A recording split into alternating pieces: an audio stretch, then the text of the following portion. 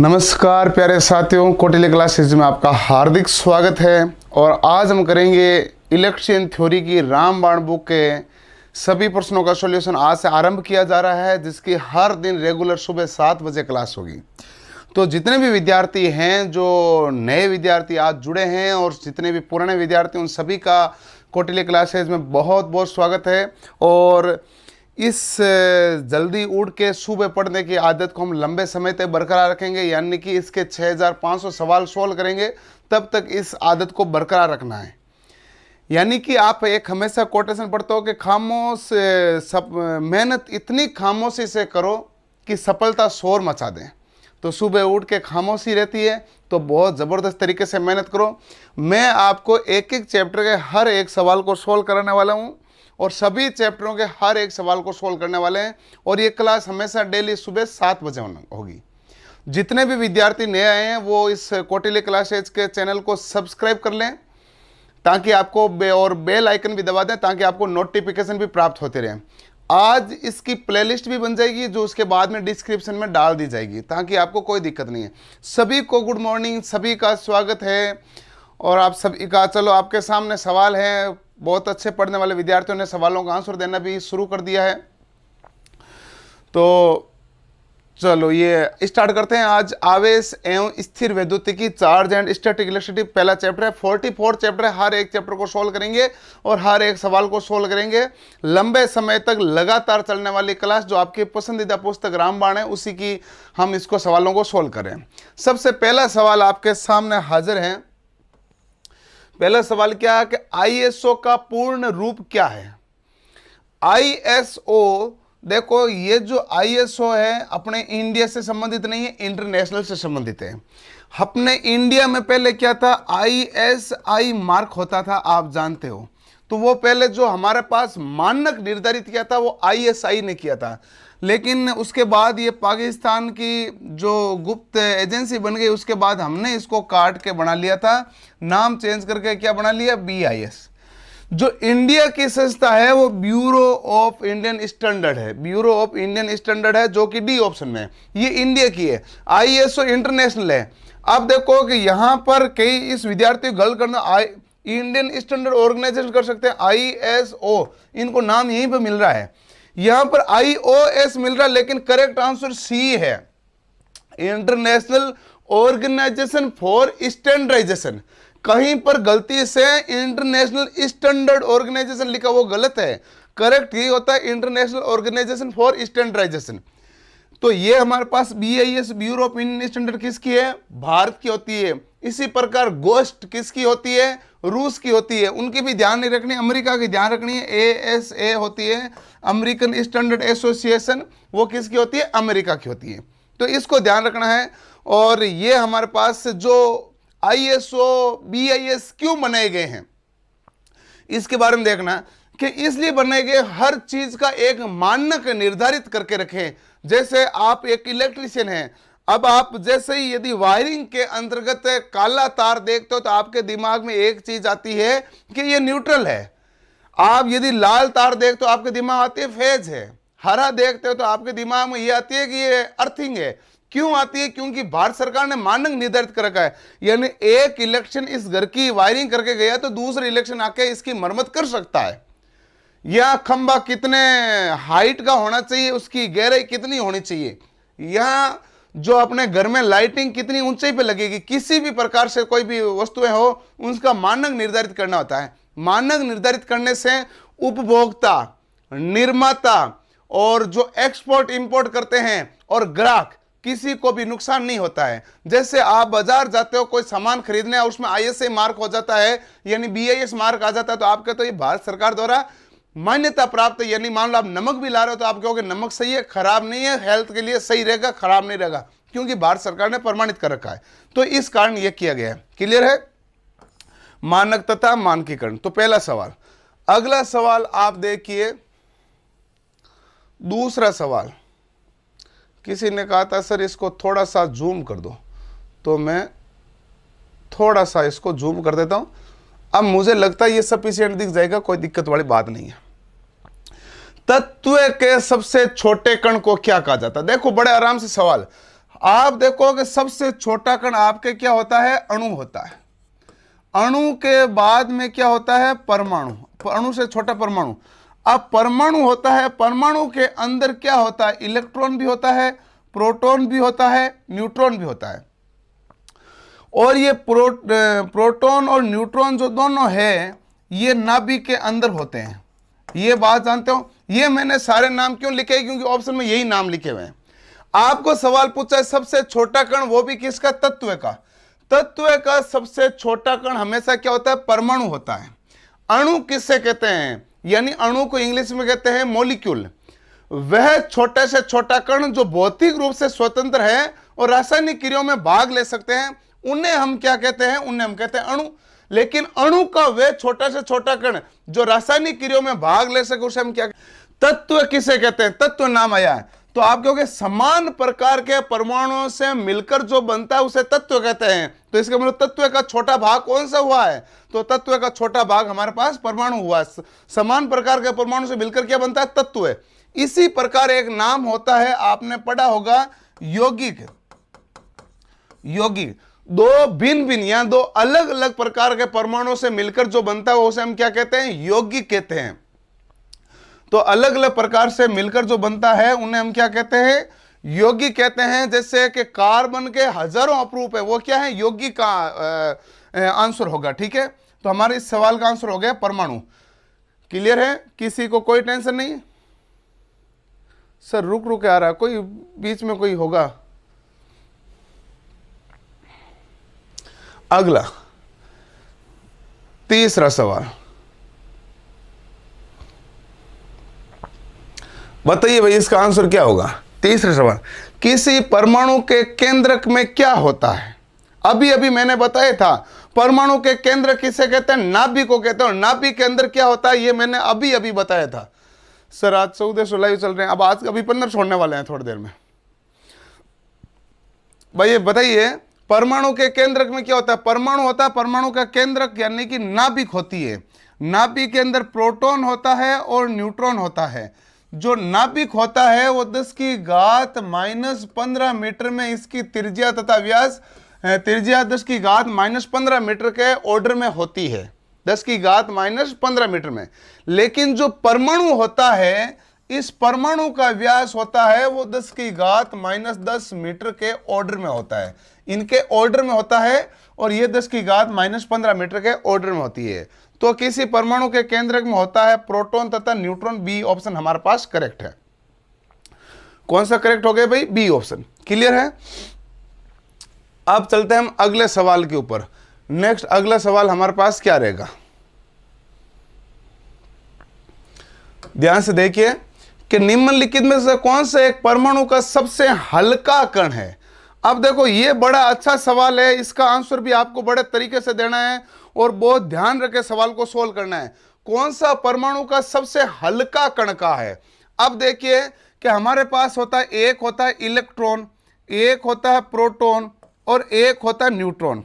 सबसे भारी जो होता है न्यूट्रॉन, न्यूट्रॉन के बाद प्रोटॉन, प्रोटॉन के बाद इलेक्ट्रॉन। तो सबसे हल्का कण इनमें कौन सा हुआ है, इलेक्ट्रॉन। करेक्ट आंसर है इलेक्ट्रॉन। अब आप कहोगे साहब आपने ये तो बता दिया कि प्रोटॉन इलेक्ट्रॉन से भारी है, कितना भारी है, तो मैं कहूंगा 1840 गुना या 1845 गुना, दोनों ऑप्शन में आते हैं। और एक बार ऑप्शन में 1837 गुना भी आ गया था, तो वो हमारे पास इतने गुना भारी होते हैं। तो प्रोटॉन किससे भारी होता है, प्रोटॉन हमारे पास इलेक्ट्रॉन से भारी होते हैं। तो न्यूट्रॉन प्रोटॉन से कितना भारी है, बहुत ही मामूली, बहुत ही कम। यानी ये क्या होता है 1.672 इंटू 10⁻⁻27 किलोग्राम के समथिंग होता है। और ये जो होता है 1.676 इंटू 10⁻⁻27 किलोग्राम होता है। यानी कि मामूली सा फर्क है, बिल्कुल ही नहीं के बराबर नगण्य बड़ा होता है, जबकि प्रोटॉन इलेक्ट्रॉन से काफी बड़ा होता है। जो इलेक्ट्रॉन है, इलेक्ट्रॉन का भार कितना होता है 9.1 इंटू 10 की घात -31 किलोग्राम। लेकिन यदि आप AMU के अंतर्गत पढ़ते हो तो AMU में आपके 0.005 AMU आ जाता है, ठीक है भाई। लेकिन हमें विद्युत के हिसाब से ये हमारे पास डेटा है वो सबसे उपयुक्त डेटा रहेगा। क्लियर है? अच्छा, अगला सवाल सोल्व करते हैं। नेक्स्ट, अब हमारे पास क्वेश्चन नंबर 5 है। क्वेश्चन नंबर 5 को देखें ध्यान से। किसी परमाणु का द्रव्यमान क्या माना गया है? परमाणु का द्रव्यमान किसे माना गया है, या परमाणु का भार किसे माना गया है? गारंटी बेस कब निकालेंगे? जब निकालेंगे हम आपको इंफॉर्मेशन दे देंगे। अब देखो भाई, जितने भी विद्यार्थी हैं इस सवाल का आंसर दीजिए और 1 मिनट के रुक के सभी इस वीडियो को लाइक कीजिए और अपने अपने सभी साथियों के साथ शेयर कर दीजिए। 1 मिनट रुक जाइए, मैं 1 मिनट रुक जाता हूं, इतने में ये प्रोसीजर कर दीजिए। हम अभी लगातार पढ़ रहे हैं, बहुत शानदार तरीके से पढ़ना है और लंबा साथ है तो बड़ी मस्त मजे से पढ़ेंगे। तो ये एक छोटा सा काम जल्दी से कर दीजिए। पानी दिन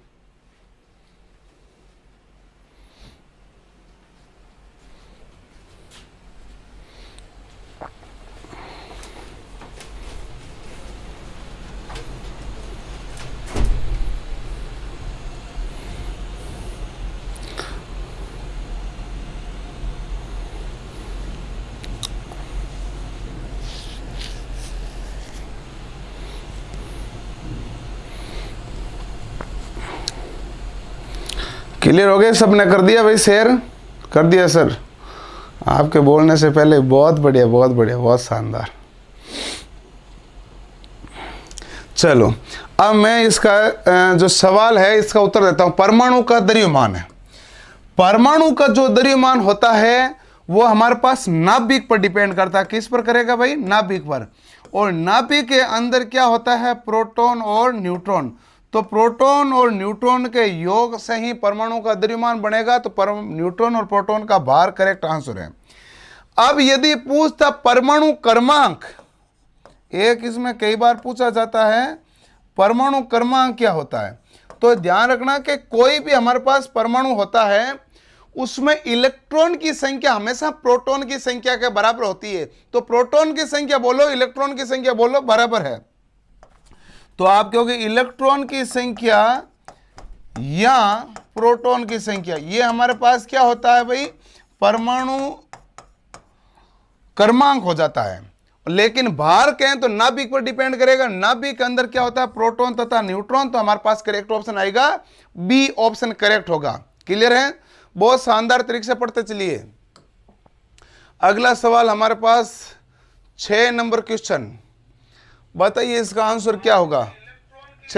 6 नंबर सवाल का आंसर क्या होगा? एटॉमिक संरचना के अनुसार निम्न में से किससे धनात्मक आवेश रहता है?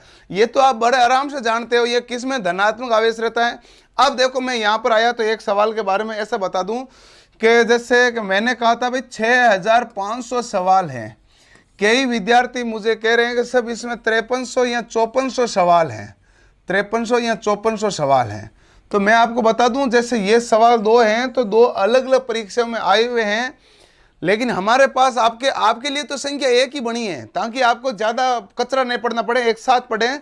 लेकिन पेपर में अलग अलग है तो उसकी काउंटिंग तो हुई है ना, इस प्रकार ये काउंटिंग है। यूपीपीसीएल 2015 में आया, यूपीआरएनएल 2016 में आया, सेम सवाल है। तो बताइए इसमें किस में धनात्मक आवेश रहता है? बी ऑप्शन सबका करेक्ट आ रहा है, प्रोटॉन। ये तो सब जानते हैं, सारे विद्यार्थी इंटेलिजेंट हो गए हैं। देखो, इलेक्ट्रॉन जो होते हैं वो होते हैं निगेटिव, प्रोटॉन जो होते हैं वो होते हैं पॉजिटिव, और न्यूट्रॉन जो होते हैं वो होते हैं न्यूट्रल यानी कि उदासीन। तो न्यूट्रॉन क्या होते हैं? उदासीन। तो प्रोटॉन हमारे पास क्या आएंगे? पॉजिटिव आएंगे। तो जितने विद्यार्थी हैं जो आज नए हैं वो भी आप इसको आराम से पढ़ सकते हैं, कोई टेंशन नहीं, मैं बिल्कुल भी आराम से पढ़ूंगा। तो घबराने की कोई बात नहीं, आराम से पढ़ते जाइए हर सवाल का। अब ये 7वां सवाल 6ठे सवाल से कुछ भी भिन्न नहीं है, सेम है। प्रोटॉन पर उपस्थित आवेश क्या है? अब इन्होंने उल्टा पूछा, उसने पूछा था धनात्मक आवेश किस पर होता है, तो हमने कहा प्रोटॉन पर है। अब सवाल पूछा प्रोटॉन पर आवेश कैसा होता है? धनावेश होता है। भाई डी ऑप्शन करेक्ट कर दो। प्रोटॉन पर आवेश कैसा होगा? धनात्मक आएगा। तो इसके लिए इंतजार करने कोई बात नहीं, ये सब आप जानते हो आराम से। तो इसको आप ध्यान से लिख लीजिए, पढ़ लीजिए। क्लियर है? ओके, अब हमारे पास आया 8वां सवाल। 8वां सवाल क्या है? न्यूट्रॉन पर आवेश कैसा है? न्यूट्रॉन पर आवेश कुछ भी नहीं होता है, इनमें से कोई भी नहीं, गलत ऑप्शन शून्य, क्योंकि न्यूट्रॉन पर आवेश होता ही नहीं है, न धनात्मक है न ऋणात्मक, तो न्यूट्रॉन है जो उदासीन है, और उदासीन का मतलब है यहाँ आवेश नहीं है, आवेश नहीं है तो शून्य। महेंद्र कुमार पटेल, सर मैंने यूपीपीसीएल TG2 का कोर्स लिया था, डिजिटल डोर पर 4 चैप्टर बचे हैं, बिल्कुल डाल देंगे। मैंने कितनी बार महेंद्र पर बताया कि आराम से लास्ट के 4 चैप्टर वो चैप्टर हैं जो हर एक ITI विद्यार्थी को पढ़ने में समझ में नहीं आते हैं, दिक्कत होती है, इसलिए मैंने बचा कर रखे, आराम से पढ़ा रहा हूँ हर एक चीज का फंडे के साथ, तो इसलिए आपको दिक्कत लेने की कोई जरूरत नहीं, मैं आराम से पढ़ाऊंगा आपको। ओके, तो हमारे पास हो गया ए ऑप्शन। अगला आया हमारे पास 9 नंबर सवाल। अब देखो ये सवाल आपके कूलाम के नियम से आ गया है। कूलाम के नियम से क्या कहा, यदि दो समान आवेशों की दूरी दुगुनी हो जाए तो दोनों आवेशों के मध्य लगने वाला बल कितना गुना होगा और बढ़ेगा या घटेगा, यह पूछा है। तो आप जानते हो कि आपके पास आवेश का नियम क्या होता है, F बराबर K Q1 into Q2 upon R square. तो इसका मतलब है कि अब आपके पास है जो बल है वो बीच की दूरी यानी कि R के व्युत्क्रमानुपाती है। जब R बढ़ेगा तो बल घटेगा। अब इसने क्या किया है कि दूरी को दुगुनी की है। जब दूरी दुगुनी होती है तो बल हमारे पास क्या होगा, आधा होगा या 1/4 होगा, ये आपको चेक करना है। 9वें में डी ऑप्शन बता रहा है, बिल्कुल ठीक बता रहे हो, क्योंकि देखो अब हमारे पास क्या हो जाएगा कि यदि इसको दुगुनी करूंगा तो Q1 Q2 R की जगह दुगुना करूंगा तो 2R स्क्वायर करूंगा, और 2 का स्क्वायर कितना हो जाएगा 4, तो 1/4 इधर आ जाएगा। फिर वो सारा का सारा मैटर हमारे पास इस प्रकार रहेगा। तो बताओ कितना हो जाएगा, 4 गुना घटेगा, 1/4 हो जाएगा। तो इसका मतलब 4 गुना, तो ये तो हमारे पास कैंसिल हो गए, 2 गुना 4 गुना। अब घटेगा बढ़ेगा, यदि ऊपर गुणा में होता तो बढ़ जाता, लेकिन नीचे भाग में है तो घट रहा है, इसलिए करेक्ट ऑप्शन क्या आएगा, डी ऑप्शन इसका करेक्ट होगा। देख लो ध्यान से, इसका करेक्ट ऑप्शन कौन सा आएगा हमारे पास, डी ऑप्शन इसका करेक्ट आएगा भाई, ध्यान से देख लो। Good morning. देखो 2000 विद्यार्थी कनेक्ट हो चुके हैं लाइव के अंतर्गत, सभी का स्वागत है। जितने भी नए विद्यार्थी हैं उनका भी स्वागत है, और फुल डिटेल में पढ़ते रहिए और धांसू तरीके से बहुत अच्छे से आंसर दीजिएगा। कोई भी विद्यार्थी बिना आंसर दिए नहीं रहेगा। मैं देख रहा हूं कि यहां पर मेरे पास टेट रेट भी आती है, उसमें 517 विद्यार्थी आंसर दे रहे हैं, लाइव देख रहे हैं 2050 विद्यार्थी, तो बाकी के आंसर दें भाई, ये ध्यान से रखें। अगला सवाल जो आपके पास आ रहा है इसका आंसर सब विद्यार्थी देगा, कोई ऐसा नहीं होगा जो आंसर नहीं दे। हर एक विद्यार्थी को आंसर देना है। मेरे यहां पर दिख रहा है सब कुछ, पता चलता है भाई कितने विद्यार्थी आंसर दे रहे हैं। प्रोटॉन को अन्य प्रोटॉन के निकट ले जाने पर क्या होगा, यह बताइए जल्दी से। एक प्रोटॉन को दूसरे प्रोटॉन के नजदीक ले जाएंगे तो दोनों धनात्मक है, और समान प्रकार के आवेश में क्या होता है, प्रतिकर्षण होता है। एक प्रोटॉन को दूसरे प्रोटॉन के नजदीक ले जाएंगे तो दोनों के बीच क्या हो जाएगा, प्रतिकर्षण होगा। और जब दोनों के बीच प्रतिकर्षण होता है तो प्रतिकर्षण के कारण जो ऊर्जा होती है वो हमारे पास स्थितिज ऊर्जा होती है। प्रतिकर्षण के कारण कौन सी ऊर्जा होती है, स्थितिज ऊर्जा होती है। ये बात आप ध्यान रखना, क्लियर है। और इसलिए हमारे पास इसका आंसर क्या होगा, बी करेक्ट होगा। यदि मेरे पास एक इलेक्ट्रॉन है एंड एक प्रोटॉन है तो इन दोनों के बीच में हमारे पास क्या होगा, आकर्षण होगा, और ये जो आकर्षण होगा तो यहां पर गुरुत्वीय बल के रूप में कार्य करता है। गुरुत्वीय बल किसे कहते हैं, एक दूसरे को अपनी तरफ आकर्षित करने वाले बल को कहते हैं गुरुत्वीय बल। ये भी एक दूसरे को अपनी तरफ आकर्षित करने वाले बल हो जाएंगे, तो इस बल को गुरुत्वीय बल कहते हैं। और ये हमारे पास इलेक्ट्रॉन और प्रोटॉन अलग अलग होगा तो आकर्षण के कारण होगा, लेकिन प्रतिकर्षण के कारण कौन सी ऊर्जा आएगी, स्थितिज ऊर्जा। तो समान प्रकार के परमाणु होंगे, तो बी ऑप्शन इसका करेक्ट हो जाएगा। सर गलत हो जाएगा इसलिए आंसर नहीं देते हैं, बिल्कुल गलत हो जाएगा तो होने दो। देखो आप जानते हो कि चाहे गलत हो चाहे सही हो, प्रैक्टिस आपको प्रयास मेरे साथ करना पड़ेगा, ये ध्यान रख लेना। क्यों करना पड़ेगा, अभी आप डर रहे हो इसका मतलब कॉन्फिडेंस लूज है। आत्मविश्वास की कमी है, आत्मविश्वास बढ़ाइए, प्रश्न का उत्तर दीजिए। गलत होगा तो होने दो, यदि आपके 2 गलत होगा, 3 गलत होगा, धीरे धीरे सही होने लग जाएगा, कॉन्फिडेंस आने लग जाएगा, आपके मन से डर निकल जाएगा। जैसे अभी डर बैठा ना, सर मेरा तो गलत हो सकता है, सर मैं पेपर थोड़ी निकाल पाऊंगा, ये डर निकालना जरूरी है, नहीं तो ये गलतियां आप परीक्षा में करोगे। इसलिए आप यही कर दो, सारी गलतियां कर कुरा के गलतियों को खत्म करो, पीछे मत रखो। क्लियर है? सर जी वीडियो रहेगी, बिल्कुल रहेगी, ये वीडियो बाद में भी पड़ी रहेगी, कोई दिक्कत नहीं है। अगला आ गया भाई हमारे पास 11 नंबर क्वेश्चन। बड़ा आसान सा सवाल है, आप हर एक विद्यार्थी इसका उत्तर दे सकते हैं। वैद्युत उदासीन या परमाणुओं के बारे में इनमें से कौन सा सत्य है? वैद्युत उदासीन और परमाणुओं के बारे में कौन सा? आपको कह दिया कि परमाणु एक तरीके से इलेक्ट्रिकली न्यूट्रल है, पहला सवाल। तो इसमें से कौन सी बात सत्य है? प्रोटॉन और इलेक्ट्रॉन की संख्या बराबर है। तो देखो मैंने आपको क्या बताया कि इलेक्ट्रॉन हमारे पास क्या होते हैं? नेगेटिव। प्रोटॉन हमारे पास क्या होते हैं? पॉजिटिव। और न्यूट्रॉन क्या होते हैं? न्यूट्रल होते हैं, यानी कि आवेशहीन होते हैं, उदासीन होते हैं। यही आपने देखा था। जब आपके पास इलेक्ट्रॉन और प्रोटॉन की संख्या बराबर हो जाए, इलेक्ट्रॉन और प्रोटॉन की संख्या यदि बराबर हो जाती है तो जितने पॉजिटिव है उतने ही नेगेटिव होंगे, तो कुल मिला के परमाणु क्या हो जाएंगे? उदासीन, क्योंकि इसका तो असर पड़ना है नहीं।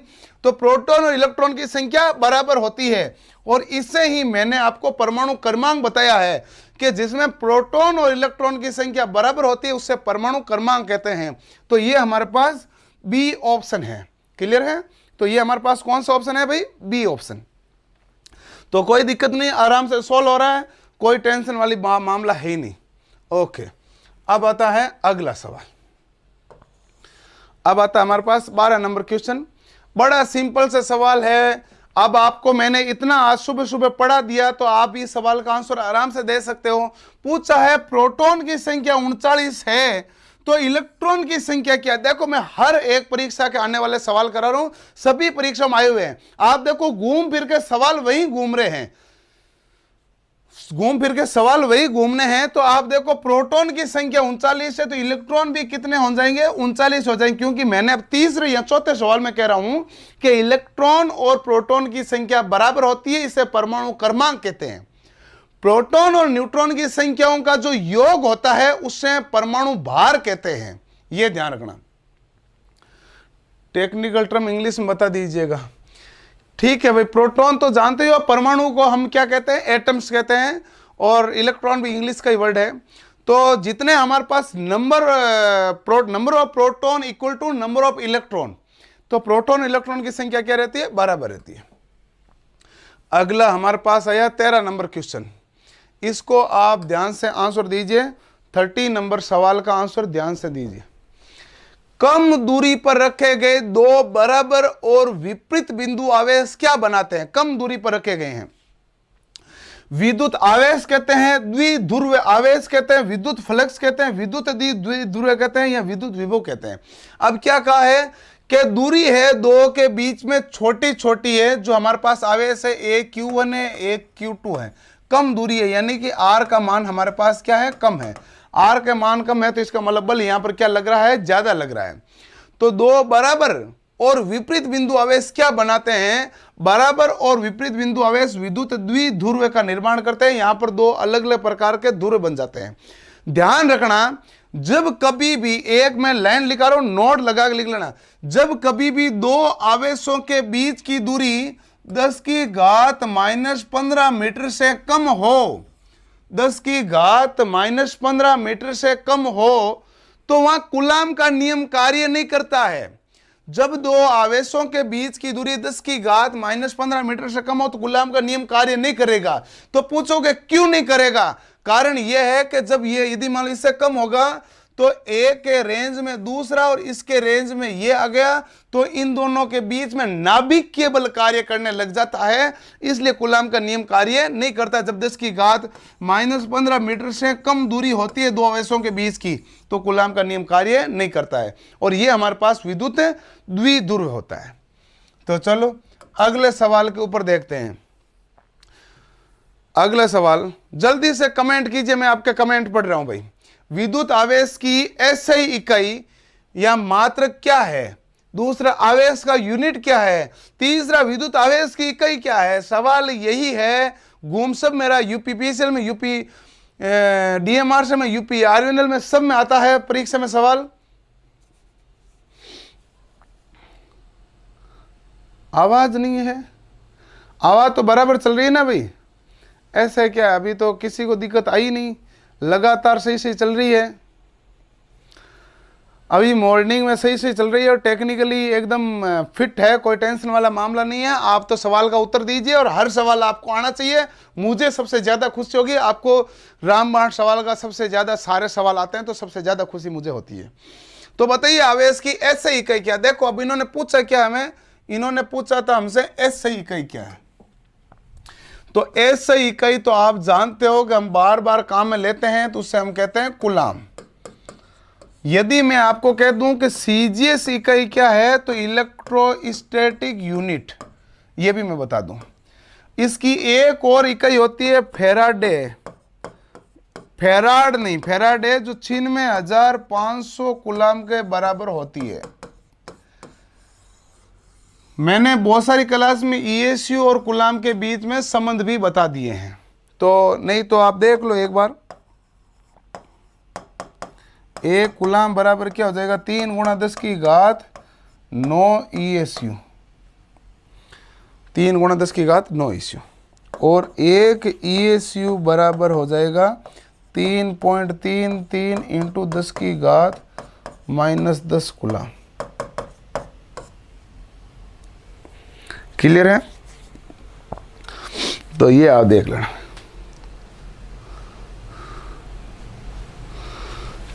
सारे टेक्निकल देखो, साथ साथ सबका तो इंग्लिश बताना थोड़ा पॉसिबल नहीं होगा, कुछ का बताता रहूँगा, सारा साथ साथ बताएंगे, थोड़ा सा डिस्टर्बेंस आ जाएगा ना। इंग्लिश में बिल्कुल आपका मैं बात मानता हूँ भाई। इंग्लिश में देखो आवेश को क्या कहते हैं, चार्ज कहते हैं। तो इलेक्ट्रिक चार्ज की यूनिट क्या है, इलेक्ट्रिक चार्ज की यूनिट क्या होती है, कूलाम होती है। और ये कूलाम हमारे पास ऐसे ही में सीजीएस में होता है, ईएसयू इलेक्ट्रोस्टैटिक यूनिट होती है। तो ये आपको ध्यान रखना भाई, क्लियर, ठीक है। अगला सवाल हमारे पास 15 नंबर आपके सामने हाजिर है। अब देखो 15 नंबर सवाल का आंसर, धनात्मक विद्युत से आवेशित होने वाले आयनों को क्या कहते हैं। देखो धनात्मक विद्युत से आवेशित होने वाले आयनों को क्या कहते हैं, ऋणायन, धनायन, पॉजिट्रॉन, फर्मियन, छिद्र। जल्दी से आंसर बताइए 15 नंबर सवाल का। आज 7:30 बजे उठने वालों को आज 6 बजे उठा दिया, बहुत बढ़िया, बहुत अच्छा काम किया ना। सुबह सुबह पूरे जोश के साथ पढ़ोगे, मजा आ जाएगा। बताइए भाई, धनात्मक विद्युत आवेश से आवेशित होने वाले आयनों को क्या कहते हैं। जो हमारे पास पॉजिटिव चार्ज से पॉजिटिव चार्ज हो रहे हैं, उन आवेश को हम क्या कहते हैं, या उन विद्युत के आयन को हम क्या कहते हैं, जल्दी से बताइए भाई। बी ऑप्शन आ रहा, बी ऑप्शन बिल्कुल। जो पॉजिटिव से हो रहे हैं उन्हें हम क्या कहते हैं, धनायन। और ऋणायन किसे कहते हैं, ऋणायन उसे कहते हैं जो नेगेटिव से हो रहे हैं, उसे हम कहते हैं ऋणायन। और पॉजिटिव से हो रहे हैं हम उसे कहते हैं धनायन। तो ये हमारे पास इस सवाल का करेक्ट आंसर हो गया। अगला सवाल दूं, उसका धमाकेदार तरीके से सब आंसर दे देना। बहुत अच्छा सवाल है। द्रव्य में उत्पन्न स्थितिक आवेश रहता है। द्रव्य होता है तो द्रव्य में स्थितिक आवेश किस प्रकार रहता है। द्रव्य के तले में, द्रव्य के ऊपरी पृष्ठ पर, द्रव्य के समान रूप से वितरित, या द्रव्य के आयतन के केंद्र में, या ए और बी दोनों। बताइए कौन सा होगा। द्रव्य में जो स्थितिक आवेश होगा वो क्या रहेगा। ये मान लो मेरे पास एक कटोरा सा है और इसमें द्रव्य है। अब इस द्रव्य के अंदर क्या है कि आवेश है। ये मैंने कह दिया आवेश है। तो ये आवेश क्या इसके अंदर रहेंगे कि यहाँ, फिर ये आवेश जो अंदर हैं वो सब गलत हैं, इस प्रकार अंदर नहीं रह सकते हैं। ये यहाँ पर इसके ऊपरी पृष्ठ पर रहेंगे या फिर इसके निचले पृष्ठ पर रहेंगे, कौन सा कहाँ रहेंगे, द्रव्य के अंदर। तो द्रव्य के अंदर जो स्थितिक आवेश होता है, गतिक आवेश तो देखो ऊपर से नीचे की तरफ गति करता है, लेकिन जो स्टैटिक चार्ज होता है, स्टैटिक चार्ज हमेशा हमारे पास ऊपरी पृष्ठ के ऊपर होता है। तो इसका करेक्ट ऑप्शन कौन सा आ जाएगा भाई, बी ऑप्शन। द्रव्य के ऊपरी पृष्ठ पर हमारे पास स्टैटिक चार्ज होता है, जो फिक्स्ड स्टैटिक यानी जो स्थिर रहता है वो हमारे पास कहाँ होता है, बी ऑप्शन, यानी कि ऊपरी जगह पर होता है। क्लियर है। अब आता है आपके सामने 70वां सवाल, जल्दी से आंसर दीजिए भाई। अब देखिए कि आप 2350 विद्यार्थी लाइव चल रहे हैं, जल्दी से शेयर करके 2500 कर दीजिएगा। 2500 विद्यार्थी लाइव हो जाओ, मजा आ रहा है, आज तो बहुत शानदार तरीके से पढ़ रहे हो।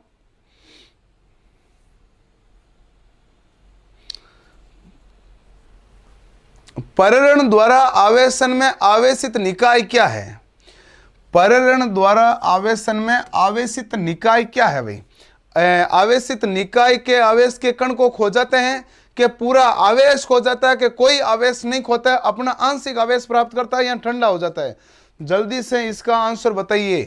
परारण द्वारा आवेशन में क्या होगा कि आवेशित निकाय के आवेश के कण खो जाते हैं कि पूरा आवेश खो जाते हैं कि कोई आवेश नहीं खो जाता है? परारण का मतलब होता है कि बिना संपर्क किए हुए आवेश। परारण का मतलब क्या होता है? बिना संपर्क किए हुए आवेश। आवेश उत्पन्न करने के कारण वो आवेश कितने तरीके से उत्पन्न होता है? 3। एक तो होता है घर्षण से आवेश उत्पन्न होता है, दूसरा होता है हमारे पास चालन के द्वारा। चालन में क्या होता है कि संपर्क करने के कारण आवेश आता है, और तीसरा होता है परारण के द्वारा आवेश, बिना संपर्क के आवेश। तो परारण के द्वारा जो आवेश होता है उसमें आवेश निकाय क्या होता है कि जो आवेशित निकाय का कोई आवेश नहीं खोता है, आवेश ट्रांसफर हो जाता है, कोई आवेश नहीं खोता है।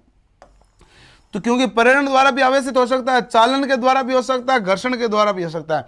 घर्षण के द्वारा कौन सा था? बालों में कंघी करते हो या आपके पास हाथ में पेन तो ही, पेन को बालों में रगड़ो, कागज के छोटे छोटे टुकड़ों को अपने इसकी तरफ लाओ, आकर्षित हो जाएंगे, ये घर्षण के द्वारा है। एक तार में धारा का प्रवाह हो रहा है, दूसरा तार टच करोगे तो उसमें धारा का प्रवाह हो जाएगा, तो ये आवेश का ट्रांसफॉर्मर चालन के द्वारा हुआ। एक छड़ के अंदर यदि विद्युत धारा प्रवाहित हो रही, यहां पर चुंबकीय फ्लक्स बना और उसके कारण दूसरे में जो प्रवाहित हुई उससे हम कहते हैं परारण के द्वारा आवेशन। क्लियर है? तो यहां पर कोई आवेश नहीं खोता है और ये परारण के द्वारा आवेश। ये आवेश उत्पन्न करने के 3 प्रकार होते हैं मुख्यतः। क्लियर है? अगला हमारे पास है 18 नंबर सवाल। बड़ा शानदार सा सवाल है।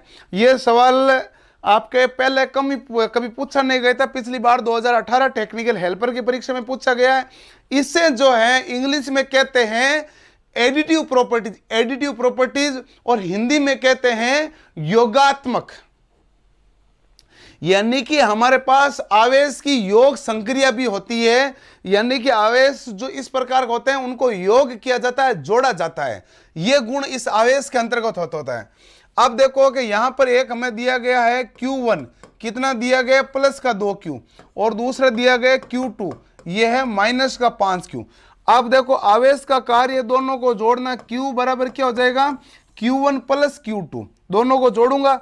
Q1 का मान कितना है? प्लस का 2Q, और ये प्लस Q2 का मान कितना है? माइनस का 5Q। तो 2Q प्लस का 5Q माइनस का कुल मिला के हमारे पास क्या आ जाएगा? माइनस का 3Q।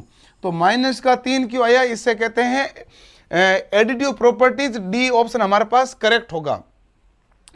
जो आवेश होता है, आवेश की क्वांटम प्रक्रिया भी होता है। क्वांटम प्रक्रिया क्या होती है? जिसमें आप कहते हो Q बराबर हमारे पास क्या होता है? Ne, यानी कि इनकी संख्याओं को गिन सकते हैं, जोड़ सकते हैं, इसे कहते हैं एडिटिव प्रॉपर्टीज, यानी कि एडिटिव प्रॉपर्टीज को भी फॉलो करते हैं। तो आवेश है जो एडिटिव प्रॉपर्टीज को भी फॉलो करते हैं। तो बेहद ही शानदार सवाल था, नया सवाल था, आगामी आने वाली परीक्षा में पूछे जाने के प्रबल चांसेस हैं। अगला देखो, नेक्स्ट अगला सवाल हमारे पास क्या है? बल की विद्युत रेखा सदैव किस पर आरंभ होती है? आप देखो सवाल बड़ा सिंपल सा है। क्या पूछा है? बल की विद्युत रेखा सदैव किस पर आरंभ होती है? धनावेश और समान आवेश पर समाप्त हो जाती है, धनावेश और अनंत तक जाती है, धनावेश से अन्य धनावेश तक जाती है, या धनावेश से ऋणावेश होती है? क्या होती है भाई? बल की विद्युत रेखा सदैव किस पर आरंभ होती है? तो ध्यान रखें कि बल की जो द्विध्रुव के तरीके से होता है, तो एक हमारे पास होता है पॉजिटिव, एक होता है नेगेटिव। तो ये हमेशा क्या होती है? धनात्मक से तो प्रारंभ होती है, ऋणात्मक पर जाकर समाप्त होती है। तो धनात्मक से प्रारंभ होगी और ऋणात्मक पर जाकर क्या होगी भाई? समाप्त होगी, ये आवेश की प्रक्रिया रहेगी। तो बल की विद्युत रेखा सदैव कहां से आरंभ होती है? धनात्मक से धनावेश आरंभ होती है और ऋणावेश पर समाप्त होती है। तो डी ऑप्शन इसका परफेक्ट आंसर होगा। सभी विद्यार्थी देख लीजिए ध्यान से, इसका कौन सा आंसर करेक्ट हो गया भाई? डी ऑप्शन इसका करेक्ट हो गया। 19 नंबर सवाल। हर सवाल को बड़े ध्यान से करते चलिए, मजा आ रहा है, बहुत शानदार तरीके से पढ़ना है।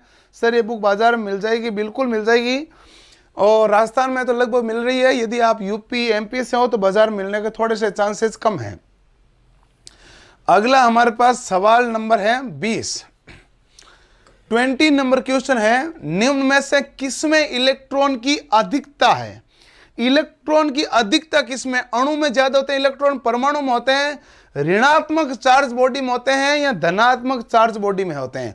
बताइए, इलेक्ट्रॉन हमारे पास सबसे ज्यादा किसमें होते हैं? जल्दी से बताइए। धनात्मक चार्ज बॉडी होगी, ऋणात्मक चार्ज बॉडी होगी? देखो विद्यार्थियों, आप जितने भी साथियों पढ़ रहे हो, इलेक्ट्रिशियन को बहुत ही प्यार से पढ़ रहे हो, तो इतने तरीके से अच्छे से पढ़िए। यदि आप टेक्निकल हेल्पर की तैयारी कर रहे हैं तो आपको पता है कि 250 में से ये 200 नंबर की आने वाली है।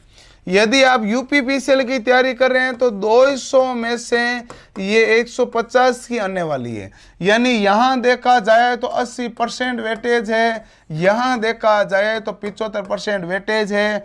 तो ये जो है वही सब कुछ है। तो दमदार तरीके से पढ़िए।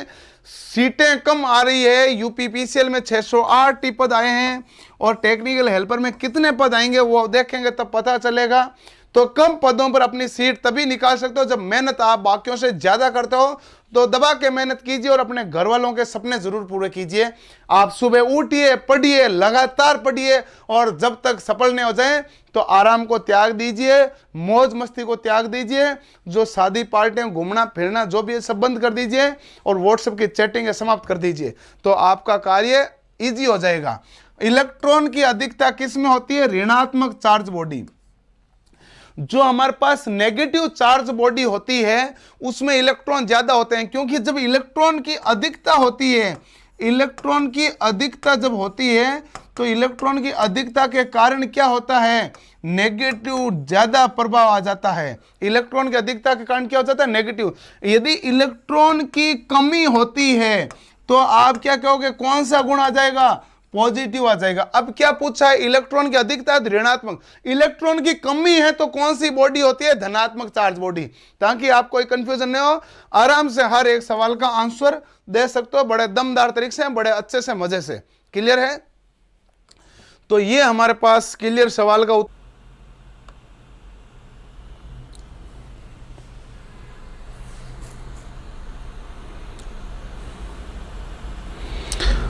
चलो अब आ गए मजे में वापस, कोई टेंशन वाला मामला नहीं है, हल्का सा कुछ टेक्निकल हो गया होगा।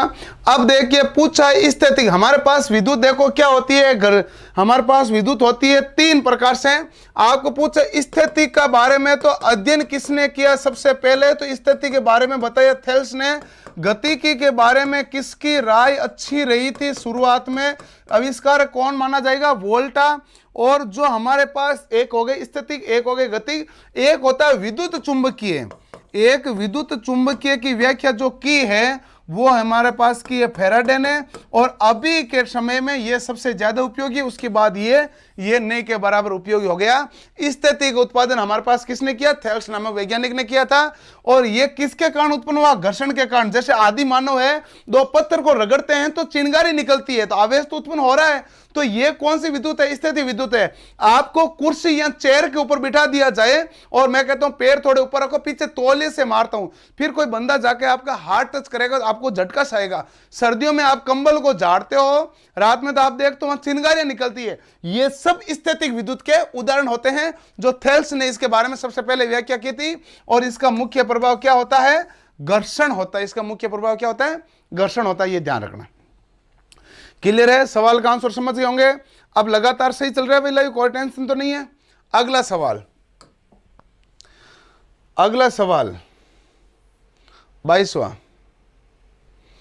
22वें सवाल का उत्तर बताइए भाई जल्दी से जल्दी। क्या हाथ से हाथ में प्रवाहित होने वाला करंट क्या कहलाता है? हाथ से हाथ में प्रवाहित होने वाला करंट, चरण विभव, स्पर्श विभव, एम्पियरीज, रिसाव विभव, इनमें से कोई नहीं। रिसाव को इंग्लिश में लीकेज कहते हैं भाई, रिसाव को इंग्लिश में क्या कहते हैं? लीकेज कहते हैं।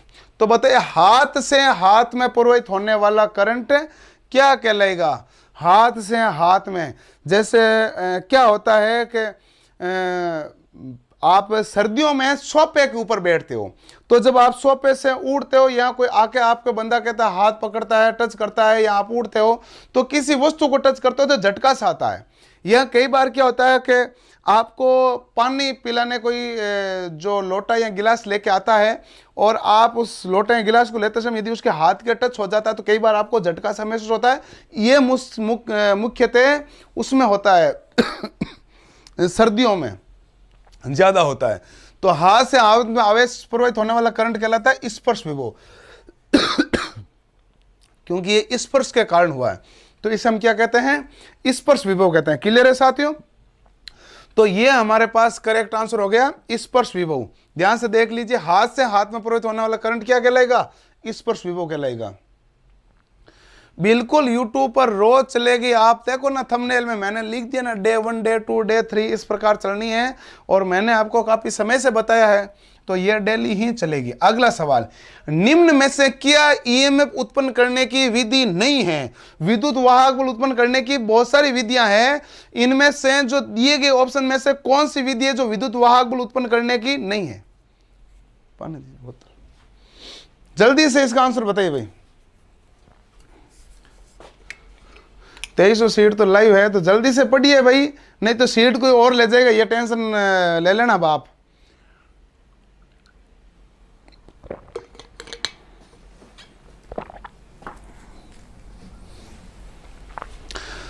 निम्न में से क्या ईएमएफ उत्पन्न करने की विधि है? रासायनिक क्रियाओं द्वारा विद्युत वाहक बल उत्पन्न होता है? नहीं है। अच्छा नहीं है पूछा है, इससे तो होता है। विद्युत चुंबकीय प्रेरण के द्वारा भी जो उत्पन्न होता है क्या? तो बिल्कुल होता है। धातु पट्टी के दोनों सिरों को रगड़ने से भी उत्पन्न होता है क्या? यह बताइए, धातु पट्टी के दोनों सिरों को रगड़ने से भी उत्पन्न होता है क्या? कभी भी धातु के पट्टी से तो नहीं होता है भाई, दो असमान धातुओं के जंक्शन को गर्म करने से जरूर होता है, क्योंकि ये हमारे पास सीबेक प्रभाव पर आधारित होता है। सीबेक प्रभाव, थर्मोकपल इफेक्ट होता है ना। तो अब हमारे पास इसका करेक्ट आंसर कौन सा हो गया कि धातु पट्टी के दोनों सिरों को रगड़ने पर विद्युत वाहक बल उत्पन्न नहीं होता है। तो हमारे पास करेक्ट ऑप्शन हो जाएगा सी ऑप्शन, इसका करेक्ट हो जाएगा। धातु पट्टी के दोनों सिरे, धातु के यानी कि दो लोहे के रगड़ने पर हमारे पास विद्युत वाहक बल उत्पन्न नहीं होता है। मुख्य विद्युत वाहक बल हम यहां से उत्पन्न करते हैं, और यहां से हमारे पास क्या होता है कि जंक्शन को गर्म करने पर वहां पर हल्की धारा प्रवाहित होने लग जाती है, जिसे हम सीबेक प्रभाव के नाम से जानते हैं। तो बिल्कुल वहां पर भी उत्पन्न होता है। तो 23 का आंसर करेक्ट क्या हो गया? सी ऑप्शन हो गया। अगला सवाल आपके सामने आ रहा, फिर दबा के सवाल का उत्तर दीजिएगा, अच्छे से दीजिएगा भाई, ध्यान से। धारा प्रवाह के परंपरागत सिद्धांत के अनुसार धारा प्रवाहित होती है। धारा प्रवाह का हमारे पास परंपरागत सिद्धांत जो होता है, जिसमें धारा प्रवाहित करती है पॉजिटिव से नेगेटिव प्रवाहित करती है, तो उस सिद्धांत के अनुसार धारा प्रवाहित क्या होती है वो मैंने बता भी दिया, पॉजिटिव से नेगेटिव। यही ऑप्शन, यही है ऑप्शन, कुछ अलग ही नहीं है, यही रहे। जिनके पास बुक है पर्सन आने से पहले उत्तर दें, वो गलत है, ऐसा नहीं करना चाहिए। देखो ऐसा करना भी गलत है, मैं तो आपको कहता हूं केवल उत्तर देना मेरा लक्ष्य भी नहीं है। उत्तर मैंने बुक में लिख के दे दिया, मेरा लक्ष्य है आपको समझाना, इसलिए हर एक सवाल को समझाते हुए चल रहा हूं। और आपका भी लक्ष्य है कि सवालों को समझना। सवाल यदि आप मेरे से सुनते हो तो ज्यादातरों के दिमाग में सीधे सेट हो जाते हैं, तो वही आपको कार्य करना है, सवालों को सीधा समझना है। धारा प्रवाह के परंपरागत सिद्धांत के अनुसार क्या होती है? करंट हमेशा आपके पास क्या होती है? पॉजिटिव से नेगेटिव जाती है। अच्छा, धारा करंट पॉजिटिव से नेगेटिव जाएगी, ये कैसे पता चला? क्योंकि आपको पता है कि इलेक्ट्रॉन है जो नेगेटिव से कहां जाते हैं? पॉजिटिव की तरफ। इलेक्ट्रॉन ज्यादा से कम की तरफ जाएंगे। तो जे थॉमसन ने क्या कहा था? जे थॉमसन ने सिंपली यही बताया था कि जो इलेक्ट्रॉन के प्रवाह को विद्युत धारा कहते हैं। लेकिन बाद में हमें पता चला कि ये तो बात तो सही है, लेकिन धारा इलेक्ट्रॉन के विपरीत दिशा में प्रवाहित होती है। पूछ ले धारा की चाल कितनी है? 3 × 10⁸ मीटर प्रति सेकंड। यह मीटर प्रति सेकंड है, मीटर। ठीक है, यहां 3 गुणा 10 की घात 5 किलोमीटर प्रति सेकंड। अब यानी ये हमारे पास कितना हो गया, 3 लाख हो गया। अब किसी को मील में कन्वर्ट करना है तो 3 लाख को देख लीजिए, 3 लाख किलोमीटर प्रति सेकंड है, तो मील प्रति सेकंड में कन्वर्ट करोगे तो 1.609 का एक्चुअल में भाग देना होता है। तो उसके तकरीबन जो ऑप्शन आता है वो करेक्ट आंसर होता है। कई विद्यार्थी एक परीक्षा में सवाल आया था, अब आगे आ ही जाएगा एम प्रति सेकंड, लेकिन वो मील के बारे में दिया है तो 1,86,000 के समथिंग उत्तर होता है। तो ये हमारे पास इलेक्ट्रॉन की चाल के कारण विद्युत धारा की चाल होती है। तो पॉजिटिव से नेगेटिव की ओर होगी धारा प्रवाहित की दिशा। कोई दिक्कत नहीं है, कोई टेंशन नहीं है। 253 नहीं, ये 10 ये कुछ नहीं है। 253 कहां से आ गया भाई, 3 गुणा 10 की घात 8 मीटर प्रति सेकंड प्रकाश के वेग के बराबर होता है। अगला हमारे पास सवाल आ गया। अगला सवाल भी सिंपल है। विद्युत क्षेत्र में इलेक्ट्रॉन की गति होती है ऊंचे विभव की दिशा में, नीचे विभव की दिशा में, दोनों दिशाओं में या इनमें से कोई नहीं। जल्दी से 25 सवाल का आंसर बताइए कि विद्युत क्षेत्र में इलेक्ट्रॉन की गति क्या होती है, ऊंचे विभव की दिशा में होती है, नीचे विभव की दिशा में होती है। यानी कि विभव हमारे पास देखो कि higher concentration to lower concentration charge carrier move करते हैं। यदि ज्यादा आवेश है, ज्यादा से कम आवेश की तरफ क्या जाएंगे, चार्ज जाएंगे, आवेश जाएंगे। तो इससे आपको यह पता चलता है जहां आवेश ज्यादा होता है वहां इलेक्ट्रिक फील्ड मजबूत होता है, जहां आवेश कम होता है वहां इलेक्ट्रिक फील्ड कमजोर होता है। तो इलेक्ट्रिक फील्ड मजबूत कहां होगा, जहां आवेश ज्यादा होगा। कमजोर कहां होगा, जहां इलेक्ट्रिक फील्ड मतलब कम कहां होगा, जहां इलेक्ट्रिक फील्ड कमजोर होगा। विद्युत क्षेत्र में इलेक्ट्रॉन की गति क्या होती है यह पूछा है। ऊंचे विभव की दिशा में होती है, नीचे विभव की दिशा में होती है, या दोनों दिशा में होती है, इनमें से कोई नहीं है। तो विद्युत क्षेत्र में जो इलेक्ट्रॉन की गति है वो हमारे पास बताइए जल्दी से। 25वें का आंसर किसी का ए आ रहा, किसी का बी आ रहा, जल्दी से बताइए भाई। और अब देखो कई कई तो बीच में सी आंसर वाले भी हो गए हैं। आप जानते हो कि इलेक्ट्रॉन की गति क्या होती है, जल्दी से बताइए भाई। ऊंचे विभव की दिशा में, नीचे विभव की दिशा में। बी राइट आंसर आ रहा भाई।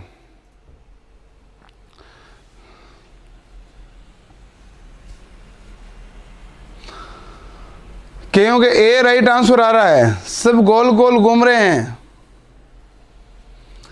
यहां पर हमारे पास इलेक्ट्रिक फील्ड मैक्सिमम होगा, चार्ज कंसंट्रेशन आवेश हमारे पास इस दिशा में जा सकता है।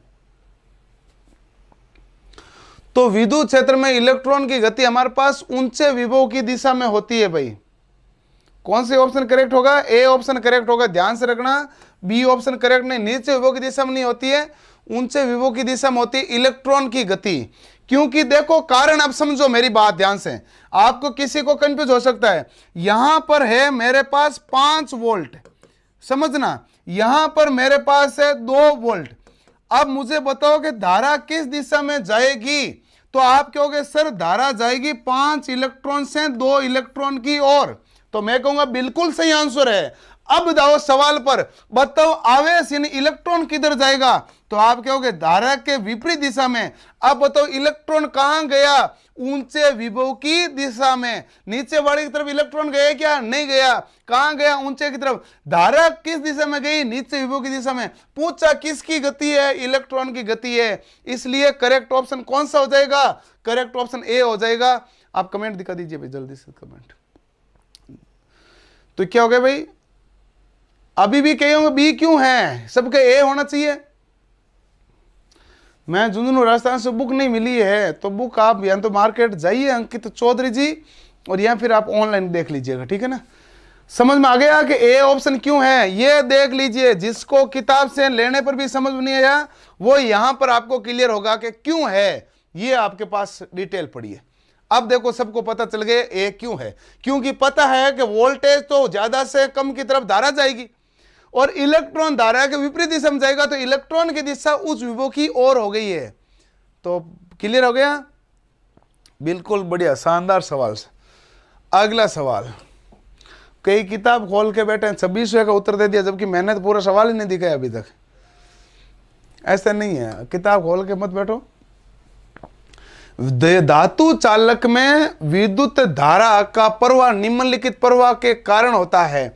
इलेक्ट्रॉन, इलेक्ट्रॉन और आयन, प्रोटॉन और आवेशित कण। बताइए मुझे आप ध्यान से कि धातु चालक में विद्युत धारा का प्रवाह निम्नलिखित के कारण होता है, तो किस कारण से होता है? इलेक्ट्रॉन के कारण होता है, इलेक्ट्रॉन और आयन के कारण होता है, प्रोटॉन के कारण होता है, या आवेशित कण के कारण होता है?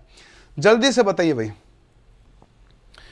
धातु चालक में विद्युत धारा का प्रवाह किसके कारण होता है? तो धातु, सबका ऑप्शन यही आ रहा है, टेंशन वाली बात ही नहीं है। लव यू सर जी, आपको भी बहुत बहुत हमारी तरफ से प्यार भाई।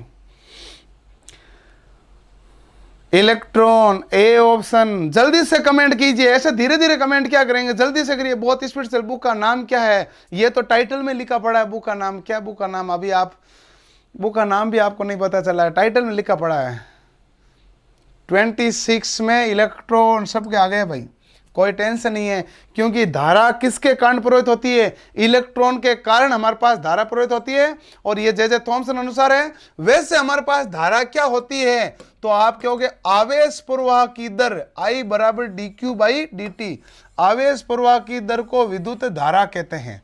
आवेश प्रवाह की दर को क्या कहते हैं? विद्युत धारा कहते हैं। अगला सवाल है बड़ा शानदार वाला, और ये टेक्निकल हेल्पर में, यूपीपीसीएल में भी आया है, टेक्निकल हेल्पर में भी इस प्रकार का सवाल आया है। कांच की छड़ को जब सिल्क के कपड़े से रगड़ा जाता है तब किस किस्म की विद्युत पैदा होती है? अब देखो यहां पर क्या होता है कि कांच की छड़ है, कांच की छड़ को किस कपड़े से रगड़ा? सिल्क। सिल्क को हम क्या कहते हैं? रेशम के कपड़े से रगड़ा। रेशम के कपड़े से रगड़ा तो क्या हुआ? कांच की छड़ हो गई धनावेशित, और सिल्क हमारे पास क्या हो गया? ऋणावेशित। रगड़ने के बाद तो किस किस्म की विद्युत पैदा होगी? गतिक होगी, स्थितिक होगी। तो ये रगड़ने पर हुआ, और रगड़ने का मतलब हो गया घर्षण, और घर्षण के कारण क्या पैदा होती है वो उत्तर आप आराम से जानते होंगे। तो घर्षण के कारण क्या आंसर आएगा वो आप जानते हैं। गतिक आएगा कि स्थितिक आएगा कि दोनों आ जाएगा? कोई नहीं आएगा, घर्षण के कारण। मैंने अभी सवाल थोड़ी देर पहले बताया था, कौन सा आया था? स्थिति। तो जल्दी से आंसर देख लीजिएगा भाई, आपका आंसर सही है कि नहीं है, जल्दी से देख लीजिएगा भाई।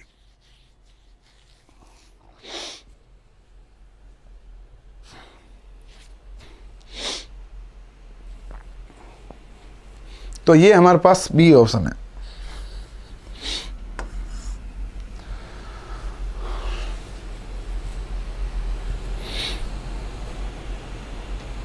सबका करेक्ट हो गया। 2000 से ऊपर लाइव, अब देखो 3000 से ऊपर भी लाइव कर सकते हो आप, जितने हो। अब ये आया था, मैं इसी सवाल के कर रहा था, ये टेक्निकल हेल्पर में आया था।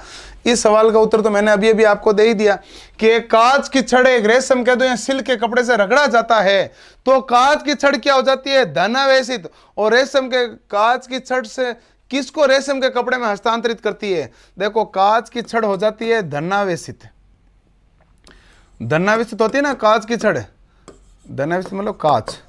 और ऋणावेशित कौन सी हो जाती है? सिल्क। तो अब इन्होंने पूछा कांच की छड़ किसको रेशम के कपड़े में हस्तांतरित करती है?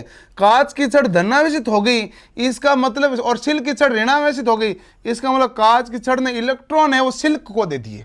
ये हुआ ना भाई, यहां से कांच की छड़ ने इलेक्ट्रॉन त्यागे तो जो इलेक्ट्रॉन त्यागेगा वो धनावेशित होगा, और सिल्क के कपड़े ने इलेक्ट्रॉन ग्रहण किए इसलिए ऋणावेशित होगा। और मैंने आपको ये बता दिया कांच की छड़ को सिल्क के कपड़े से रगड़ोगे या रेशम के कपड़े से रगड़ोगे तो कांच की छड़ धनावेशित और रेशम का कपड़ा ऋणावेशित होगा। इसका मतलब कांच की छड़ ने इलेक्ट्रॉन त्याग दिए, सिल्क ने ग्रहण कर लिए। तो कांच की छड़ इलेक्ट्रॉन को रेशम के कपड़े में हस्तांतरित करती है। तो करेक्ट ऑप्शन क्या आएगा भाई? बी ऑप्शन आएगा। ध्यान से देख लीजिएगा, बी ऑप्शन करेक्ट आएगा। 28वां सवाल देख लीजिए ध्यान से भाई, सबका आ रहा है।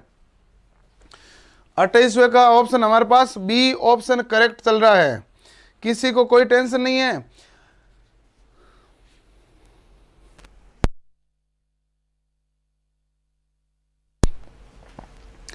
जल्दी से देख लीजिएगा 28वें का। अगला देखिएगा हमारे पास सवाल 29वां। अब देखो 29वें को सवाल, ये सेम परीक्षा में 3 सवाल आए हुए हैं, तो इसलिए देखिए एक इलेक्ट्रॉन का चार्ज क्या है? ये इलेक्ट्रॉन के चार्ज के बारे में अलग अलग हमारे पास व्याख्या है, और ये ध्यान से देख लीजिए कि अलग अलग परीक्षा में आई हुई है। आप किसी परीक्षा में किस प्रकार से सवाल पूछ लें, आप देख लीजिए तीनों सवाल। इलेक्ट्रॉन का चार्ज क्या है, इलेक्ट्रॉन के चार्ज के लिए सही विकल्प का चयन करें जो प्राथमिक चार्ज के परिणाम के बराबर है, किसी इलेक्ट्रॉन पर परिणाम क्या होता है, तो ये आपको सभी को बताया हुआ है। तो ध्यान से आप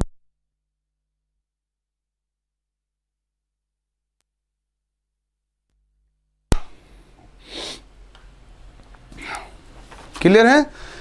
अब इसके बारे में क्या बताइए, इलेक्ट्रॉन के चार्ज के बारे में स्टार्टिंग से भी आप जानते हो ये 10⁻⁻19 कूलम होता है, और मैंने गलती से यहाँ माइनस का निशान नहीं लगा, ये भी लगाना चाहिए।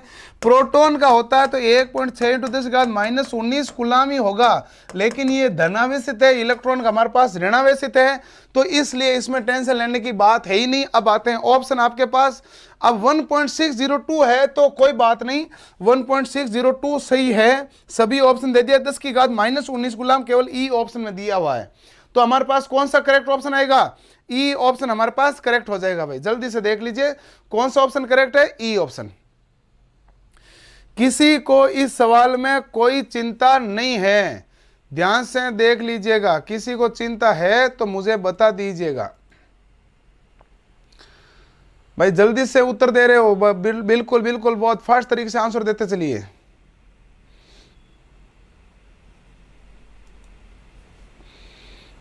सबके करेक्ट चल रहा है, किसी के मिस्टेक चलने के चांसेस ही नहीं है, बहुत शानदार तरीके से मजा आ रहा है। अब है अगला सवाल। अगला सवाल है हमारे पास 30वां। अब यहां पर क्या हुआ कि एक इलेक्ट्रॉन वोल्ट किसके बराबर होता है, यानी कि एक इलेक्ट्रॉन वोल्ट में कितने जूल होते हैं। तो एक इलेक्ट्रॉन वोल्ट में कितने जूल होते हैं, इसमें कंफ्यूजन वाला मामला नहीं है।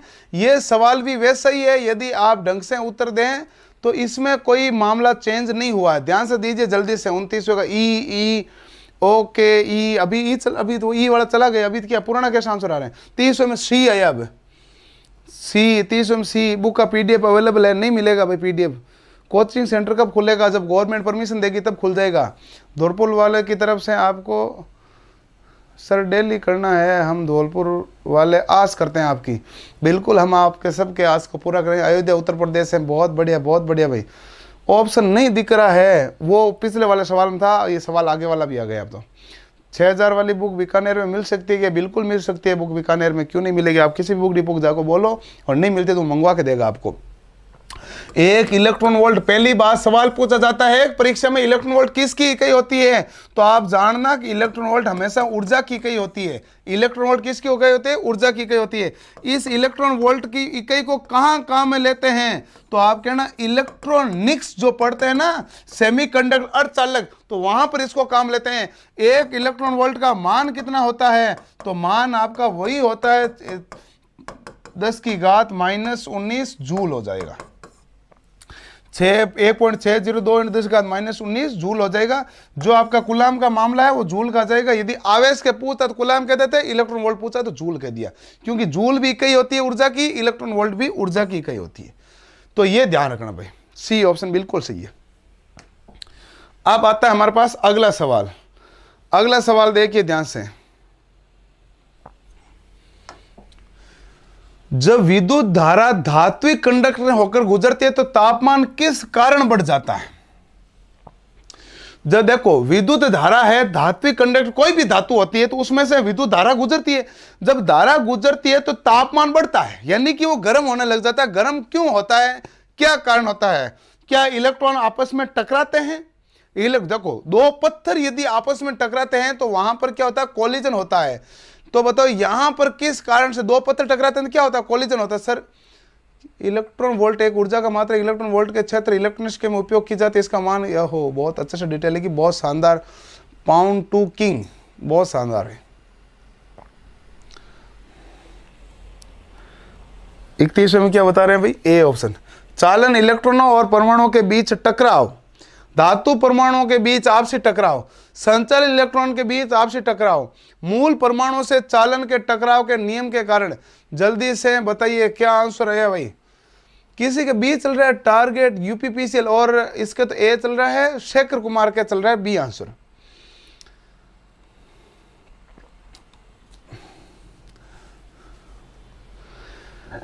किसी को ये लगता है कि सर किताब में काफ़ी सारी कुछ मिस्टेक है, ये ज़्यादा मिस्टेक है, कम मिस्टेक, मैं एक एक सवाल सोल्व करूँगा, देखना मिस्टेक क्या, अभी तक तो कोई मिस्टेक आई नहीं है, और जो आएगी तो हम क्लियर करेंगे ना, क्योंकि आपको हमसे उम्मीद है और हम आपकी उम्मीदें पूरी करेंगे और पूर्ण इस चीज़ को करें।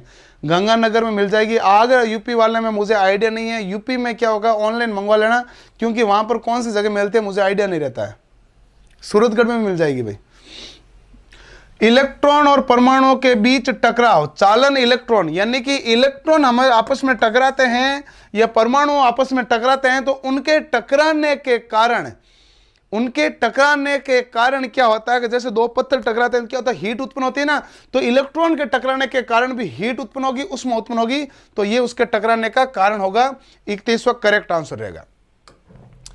और अब एक हमारे पास सवाल देखते हैं 32वां, इसका सॉल्यूशन डिलीट नहीं किया उन्होंने।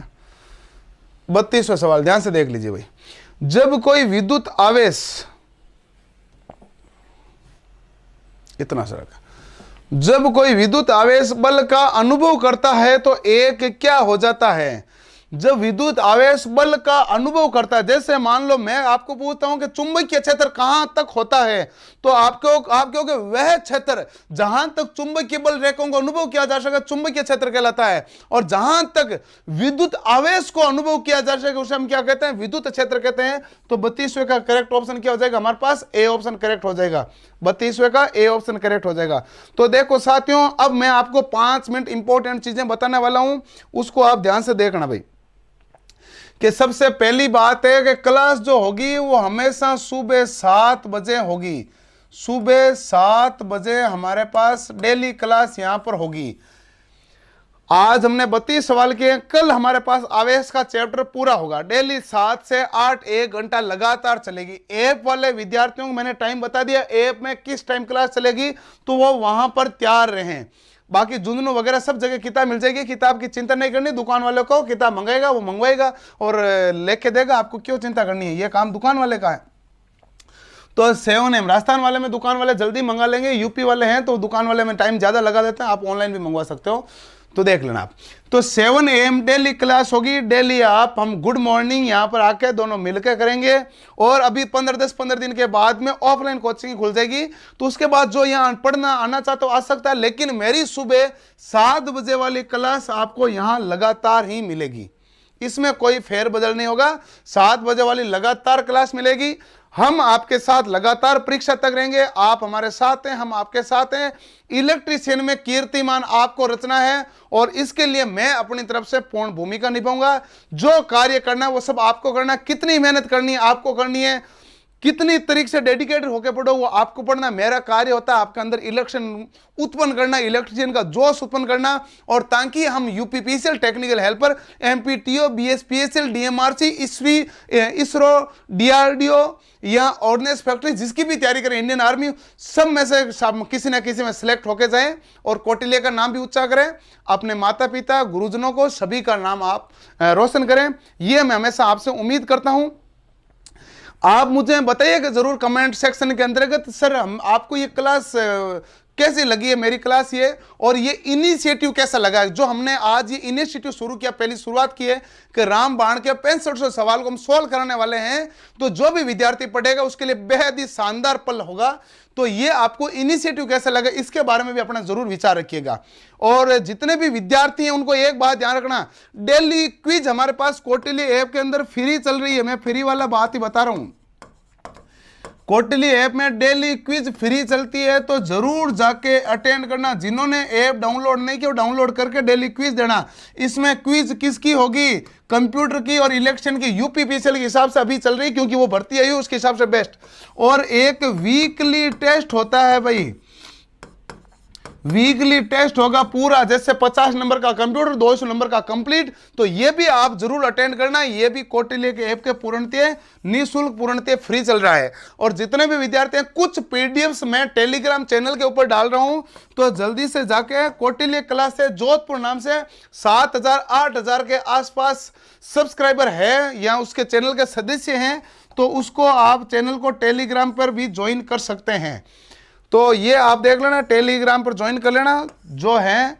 और कौटिल्य के ऐप के ऊपर ये फ्री चल रही है, सुबह 7 बजे की क्लास फ्री है। इसके अलावा कुछ मोटिवेशनल होगा वो मैं फ्री दूंगा, कुछ अलग से पढ़ना होगा वो फ्री दूंगा, कुछ नई चीज आएगी तो वो फ्री दूंगा। वो सब कुछ आपको मैं प्रोवाइड करूंगा, आपको चिंता करने की जरूरत नहीं है। और ऐप के अंदर मैं जो पढ़ा रहा हूं वो भी लगातार चलेगा। ठीक है साथियों, बहुत शानदार रहा, आपने बहुत अच्छे से लिखा।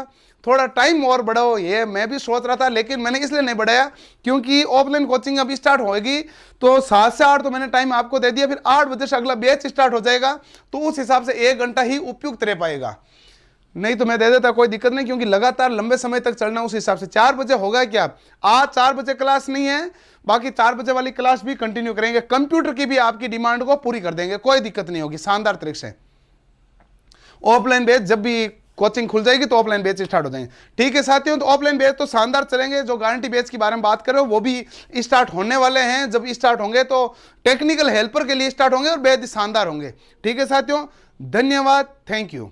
तो ये है हमारे पास पूर्णतः है आज की क्लास। कल हम इस क्लास के साथ आगे बढ़ेंगे। धन्यवाद मित्रों, थैंक यू। तो आप जितने भी विद्यार्थी हैं शेयर जरूर करिएगा सभी के साथ। ये मैं अभी बताना भूल गया, सभी साथी अपने व्हाट्सएप स्टेटस पे लगा दीजिएगा, फेसबुक वॉल पे डाल दीजिएगा, अपने मित्रों को शेयर कर दीजिएगा, शेयर जरूर कीजिएगा। मैं आपको पढ़ा पूरा दूंगा, इसकी चिंता आपको नहीं करनी है। ठीक है साथियों।